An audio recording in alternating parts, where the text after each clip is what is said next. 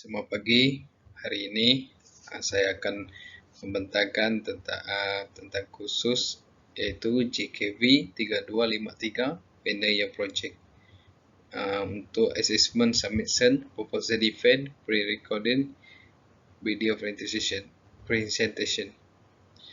Saya merupakan semester demang anak muka Polin, nombor metrik 72858.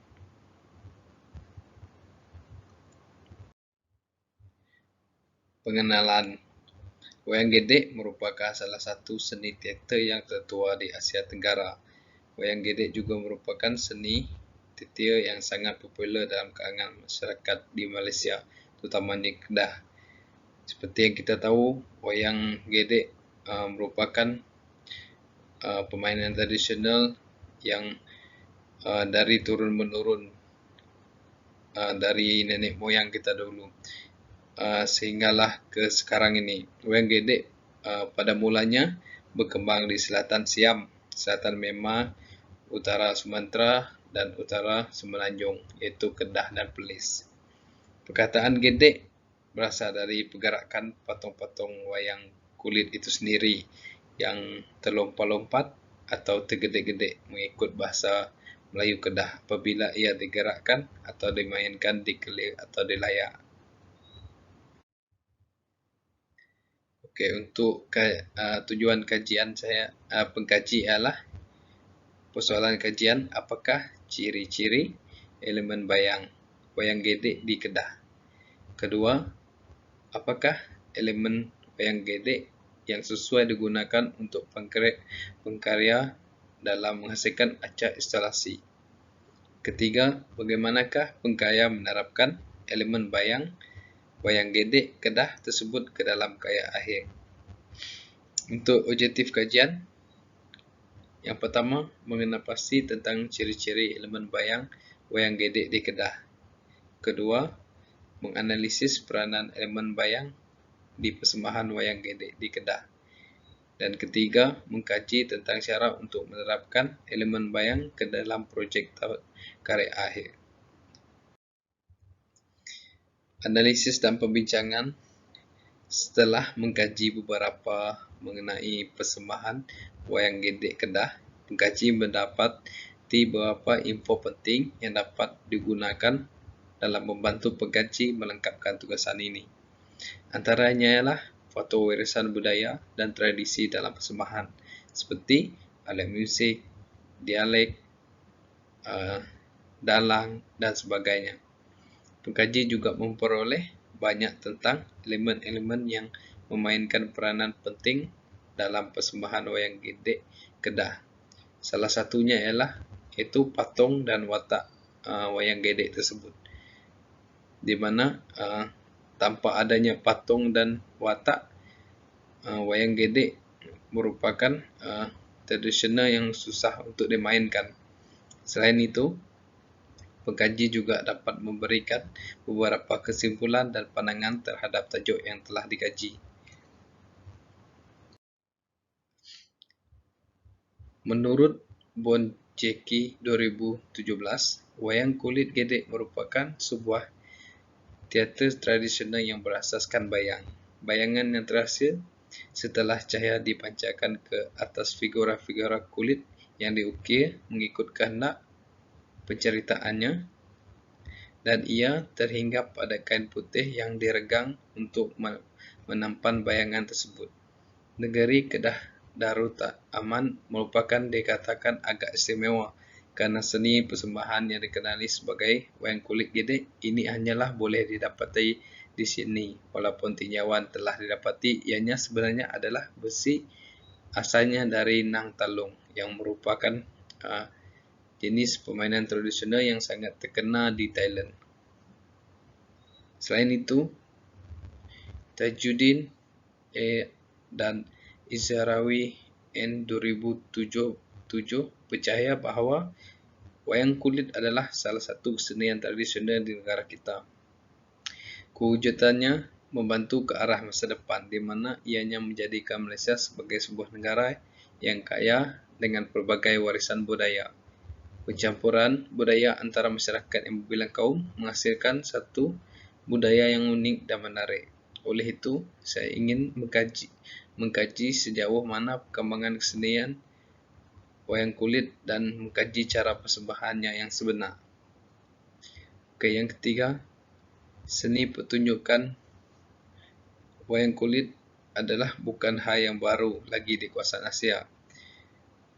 Persembahan wayang kulit ini sudah lama terdapat di kawasan yang mempraktikkan jenis kesenian kuno ini.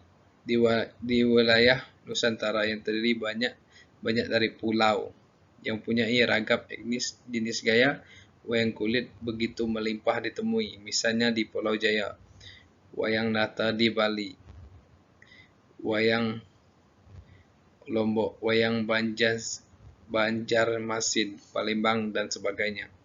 Kemudian di wilayah Malaya ada wayang Siam di Kelantan, wayang Gedek di Kedah dan Perlis, wayang Melayu di Terengganu, dan Selangor kini sudah semakin punah.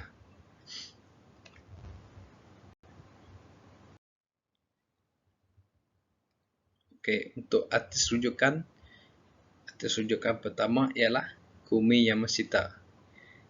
Konsep yang digunakan oleh beliau adalah dalam persembahan kaya, beliau sering menggunakan bayang-bayang sebagai konsep untuk menghasilkan kaya.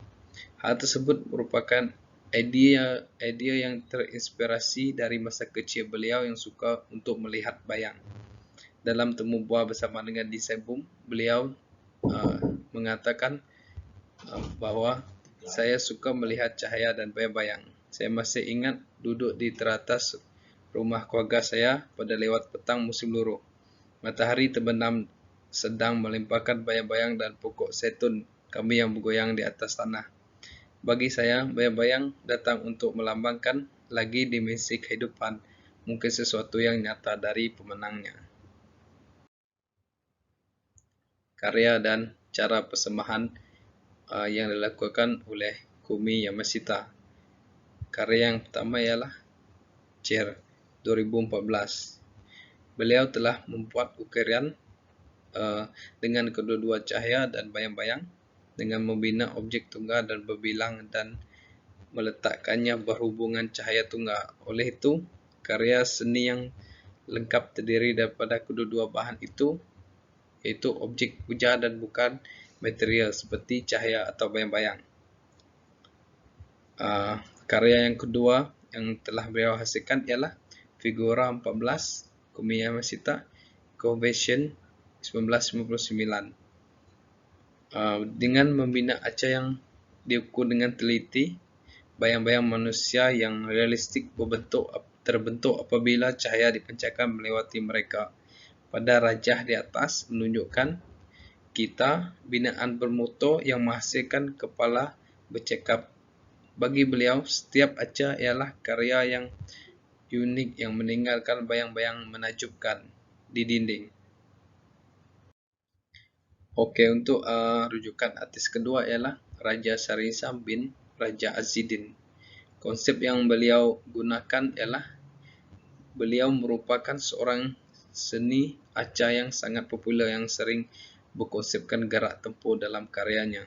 Selain itu, beliau juga menggunakan bahan seperti logam dan dalam karyanya agak terlihat lebih ganas. Terdapat juga beberapa masyarakat yang mengatakan bahawa karya yang dihasilkan oleh beliau lebih cenderung terhadap asli keganasan. Okey, bagi karya dan cara persembahan oleh Raja Sarisam ialah yang pertama iaitu pelita gerak tempur yang diperbuat daripada logam iaitu arca. Yang kedua ialah gerak tempur serius yang diperbuat daripada logam juga yang berbentuk arca. Beliau tertarik dengan kekuatan yang ada pada besi, gangsa agak halus dan logam yang berrealistik. Dengan kayu pula bertentangan pula sifatnya di mana anda perlu membentuk dan meluak untuk jadikan arca. Beliau juga mengatakan bahawa ada banyak lagi yang belum beliau terokai pada besi. Misalnya dia suka pembukaan besi dan menggunakan pelbagai bentuk besi bukan sahaja untuk membuat keris dan parang tetapi juga acar. Kesimpulannya, dengan merujuk dan mengambil langkah contoh artis rujukan dan karya-karya yang hebat tersebut, pengkaji berharap agar dapat memberikan yang terbaik dalam kajiannya. Selain itu, pengkaji juga akan mengambil beberapa contoh yang menurut pengkaji dapat membantu dalam membuat idea yang baru. Oke, itu saja. Sekian daripada saya. Terima kasih.